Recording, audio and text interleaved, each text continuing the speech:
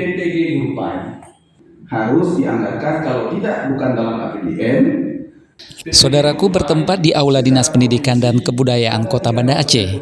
Kementerian Agama Kota Banda Aceh dan Disdikbud Kota Banda Aceh melakukan rekordasi dan silaturahmi penguatan peran pengawas pendidikan agama Islam atau PAI Senin 7 Februari 2022. Kepala Kantor Kementerian Agama Kota Banda Aceh yang diwakili Kepala Seksi Pendidikan Agama Islam Syafruddin MSI dalam acara tersebut menyampaikan mengenai beberapa peran pengawas PAI meliputi anggaran atau biaya untuk PPG PAI, mutasi guru PAI, anggaran pentas PAI, dan gebiar PAI di tingkat TK.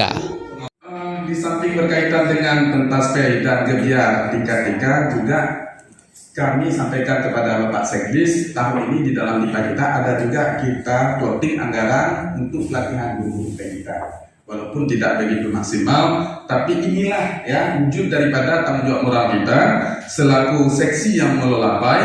Mudah-mudahan ini mendapat dukungan atau support penuh, bisa saja nanti juga ini menjadi bagian catatan tersendiri bagaimana penguatan atau upgrade guru-guru PAI ini yang dilakukan dengan mengalokasikan. Sementara itu, Kepala Dinas Pendidikan Kota Banda Aceh diwakili Sekretaris Dinas Pendidikan dan Kebudayaan Kota Banda Aceh, Sulaiman Bakri SPD MPD, mengucapkan terima kasih atas kegiatan koordinasi ini dan berharap silaturahmi ini dapat memberikan penguatan terhadap peran pengawas pendidikan agama Islam untuk mengembangkan kompetensi yang lebih baik melalui hak dan kewajibannya. Kegiatan ini juga dihadiri oleh Kepala Pokjawas Pengawas Agama Islam Provinsi Aceh dan bersama seluruh jajaran Pengawas Pendidikan Agama Islam Kota Banda Aceh.